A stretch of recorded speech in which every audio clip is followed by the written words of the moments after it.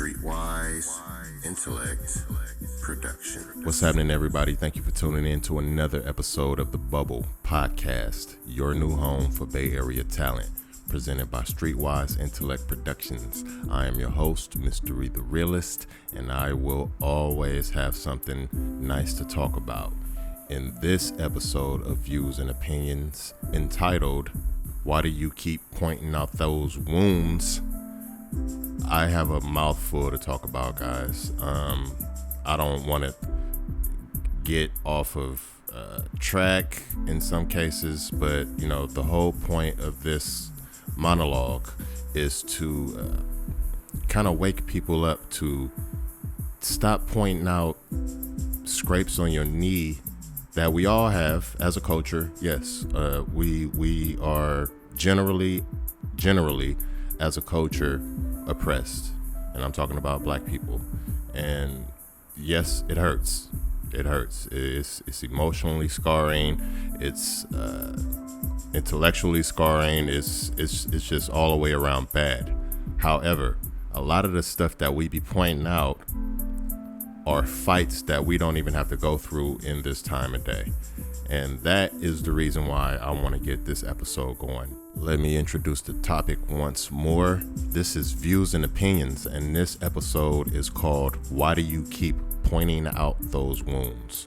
Now, I don't have a disclaimer for this one, guys. We're just going to jump straight into it. So, my reasoning for bringing this up as a topic is because I believe that this is also a hindrance from the culture of black people progressing forward. I am stammering in my words because I'm trying to be not politically correct, but you know, somewhat sound of everybody's feelings out there. So I don't want to say anything to be abrupt or vulgar or aggressive. So that's why you always hear me stammering in my words, guys. But yes, I'm bringing this topic up because I believe that it is one that is a hindrance to my culture as a people, as a whole. And it's not general, it's everyone. So if you've been following along with these Views and Opinion episodes, you will recall last week that I mentioned how some of the culturally rooted groups in my culture are kind of preaching the wrong things. And I'm speaking on that right now because I said I was going to speak on it a little bit more, and this is when I'm going to do it. So in my opinion, I believe that some of the cultures that want to uplift their people, I mean, they start out, and I'm talking about everybody here. I'm talking about not just black people. I'm talking about everybody. So they start out with a good heart. They start out with good intentions. They start out with everything going good. But people become hit with reality once things start going, once the balls start rolling, and they start seeing that, okay, it takes finances to do this. It takes discipline to do this, and we don't have too much of either.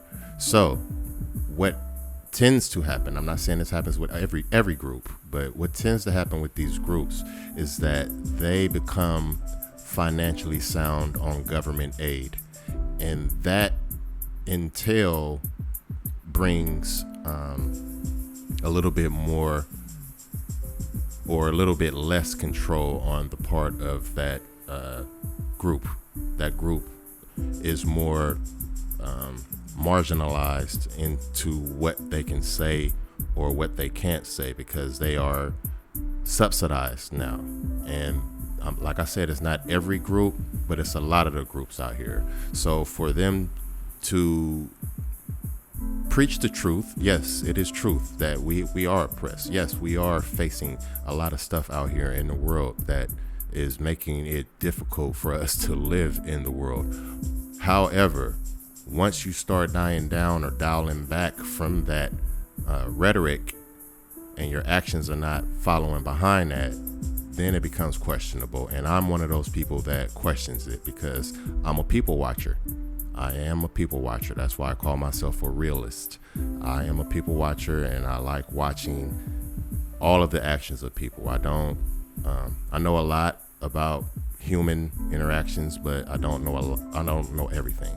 So I'm constantly always watching. So when I'm speaking, I am speaking something that is not something I wrote in a journal 20 years ago. I feel this to this day. This is everything coming out of my heart when I speak to you guys. I'm not reading from a script.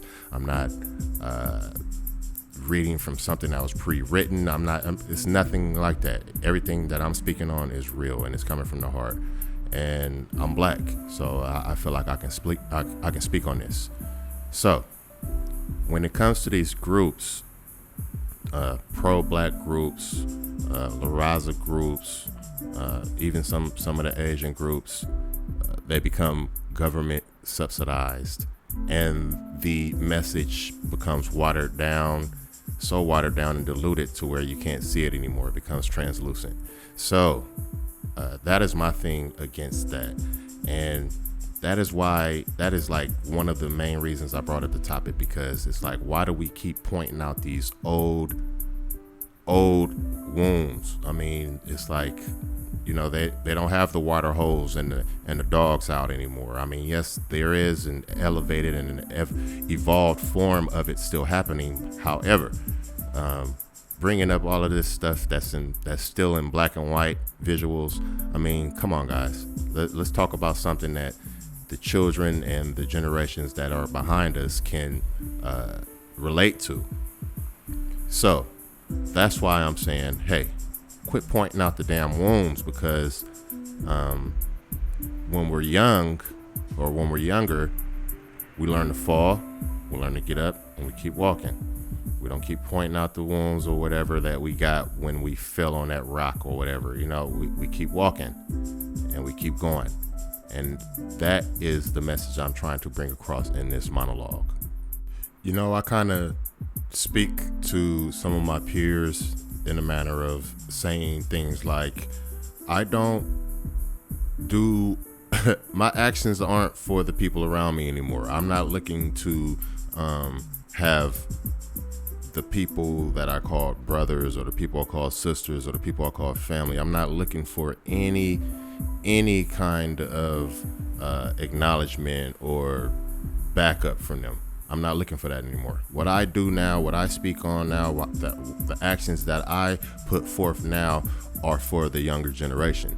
I am trying to do my part as what I'm supposed to be doing in the human race, to live, learn, and teach.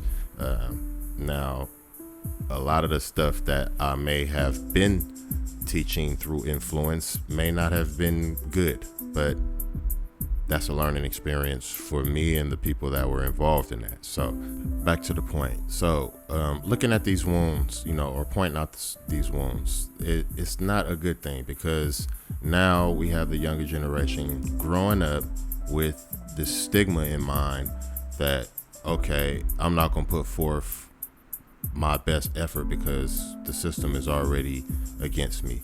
That is incorrect, man. We shouldn't be putting that into the atmosphere. I understand we as adults, and we as grown-ups, people that get over a certain age, we start feeling a certain way, and we want to express that and have people feel that. But we have to become aware of where we're doing it, how we're doing it, and who's listening to it. Because just like I mean, it's not a lot of people out here that are fortunate to be parents, but just like kids, look at the parents. I mean, you don't even have to be doing anything. They're learning something from you. They're learning something from the way you move. They're learning something from the way you react, your facial expressions. They're learning something from your body motions. Everything is being watched by the younger generation, and it's not just the parents that the kids be watching. So I'm just saying we need to stop pointing out the anger side of our not emotion. What is it that I'm looking for? The anger side of what we're trying to convey. It's not a message. I know we're not trying to convey a message of anger, but you know, we can't be so angry when we're conveying what it is we're trying to get across.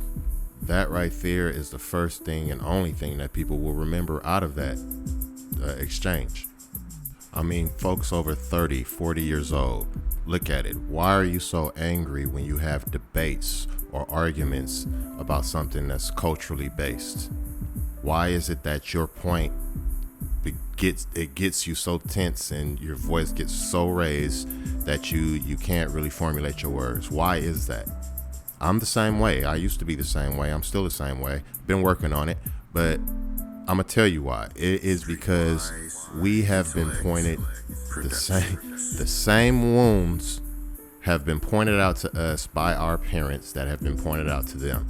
So we are angry. We are carrying chips on our shoulders from tales and fables of things that are told to our grandparents and passed down and all of that stuff.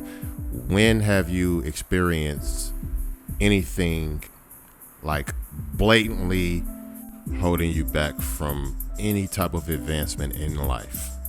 If you have experienced something like that, that is illegal and you need to seek some help. Let me say that again. If you have experienced anything like that to this day, in this day and time, you need to seek help because that is illegal. All right. That is what's bringing me to my next point, guys. I mean, it's no point of me up here ranting and raving without a suggested solution or what I think should go on. With all of that being said, I think we should go the other way with passing down what we know to our youngin and our younger generations. And what I mean by that is, instead of going into, oh yeah, we were brought over here on slave ships, why don't you do your research, find some slave ships, so if you do bring that up, you can use it as a reference for your kids or kids around you. So again, let me say that again. If you're going to use stuff like slave ships, find some slave ships that were in existence so you guys can use that as reference. I mean, just telling stories to have visualization for the kids that visualize it on their own, I mean, that's whack. That's whack. That's whack and it's weird. So I say go the other way. Do your research as an adult before you start passing down this stuff that we were told as kids. Because a lot of the research that I've been doing, I find it's not even in the reverse. It's just like completely a whole different way of the history. But anyhow, I feel like that's one of the solutions. You know, us as adults, we need to not be angry at what we heard or the wounds that we have been pointed out to and pass that on without doing any kind of research on our own. Do some research, man. You don't have to look all in the books. You don't have to believe everything you see on the internet. I mean, you could just do some. You don't have to read a whole War and Peace book novel, because I know I ain't gonna do it at all. But there are references within these forms of knowledge that you guys can look up and find some truth or false. Speaking of which, I want to point out a wound that is always pointed out and it gets people angry all the time, and that is the word nigga. The use of the word nigga, or the origin of the word nigga. Now, why are you getting so angry at that word? Do you know where the word came from? No, we don't know what the word means over here, because we're not taught that. We're only taught that, okay, that was a derogatory term used by Southern slave owners to refer to black slaves. Okay, that's what we were told. Has anyone done any research on the word nigga? Well, I have. And that is a falsehood. See, that's what I'm saying. When we point out these wounds and getting angry, we getting fake mad over stuff that we shouldn't even be getting mad at. Because the word nigga was actually, if you do some history, research it, was actually a word to refer to African royalty. So that was a word that the slave owners heard the slaves calling like a selected few of these people, because it's only a hierarchy of whatever they had going on, you know, kings, queens, or however they said it back in the days, that had this term, and they referred to that term nigger. I think I'm pronouncing it. If I'm pronouncing it incorrectly, I apologize, guys, but it's nigger, and it's only referred to with royalty. So when people heard that back in the days, you know how things get misconstrued and it just it just get messed up. The meaning get messed up. I mean, it happens to this day. Look at all the slang words getting twisted and turned all the way around. So that happened with that word. They heard people calling other black people that, so they were saying, okay, they're niggers. This is my logical breakdown thought process of this. Okay, guys. So now they're saying that to refer to black people, and people are just automatically taking it as being a derogatory term. See how the false wounds create false anger and pass down false anger to the generations. That's all that was. That was just a reference to bring that up, guys. I will be speaking more on that word in future views and opinions, but I was just bringing that up as a reference. So with that being said, we need to do our research before we start passing down these emotional and psychological issues that was taught to us. That is my whole point of saying that in this show. I don't want to bend your guys' ears too much on this issue, so let me draw to my conclusion here. Let me ask you guys this as a mental note to keep in your head, because when you hear it, you can't unhear it, right? But no, really. Ask yourselves, anybody that's really trying to pass down history of a culture to another generation, ask yourselves before you do that, why are you showing them this? It could be anything from Rosa Parks not sitting on the back, being able to sit on the front of the bus, to Martin Luther King getting attacked with dogs and water hoses. You know, it's a wide gamut of stuff that you can bring up. But ask yourself, why are you bringing this up to this child or children? Are you trying to show how black people used to struggle? Because it's no longer a struggle like that now. So are you trying to show how black people used to struggle, or are you trying to show how evil another race was, could have been, and may still be, which is promoting anger, is planting a seed of anger, in my opinion, because it's more of the latter. The answer is more of the latter.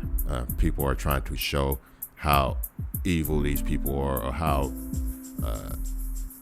undisciplined people's mouths can be towards black people. That's the whole moral of anybody trying to show something to a young kid, and that's what I'm trying to cut out. That's what I'm trying to get that out of, stop being so disheartened to what you're showing the kids. That's the whole point of this show. That's the whole point of this whole rhetoric. It's all about the younger generation. We can't keep complaining as a culture how the situation is if we're continuously passing on how the situation was. A lot of people might not get that, but a few of you did.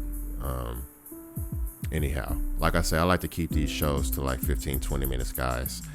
Anybody have anything they want to chime in with on these, I'm going to start opening up a Q&A session sometime on Instagram about these subjects. So if anybody ever wants to, leave a comment, or wants to chime in and wants to have a 30-minute dialect about anything I'm talking about up here, please reach out to me at Instagram.com/MISTA_RYE. That is on Instagram at Mista_Re. DM me. I try to answer and reply to everything that I get, and we can go from there. So until the next time, guys, I appreciate everybody out there for tuning in to the Bubble Podcast, presented by Streetwise Intellect Productions. This has been Views and Opinions, and this episode was entitled, Why Do You Keep Pointing Out Those Wounds? Check me out next week, guys. I'm not going to tell you what the subject's going to be, but it's always going to be live. Thanks again for listening. I love you all. Peace.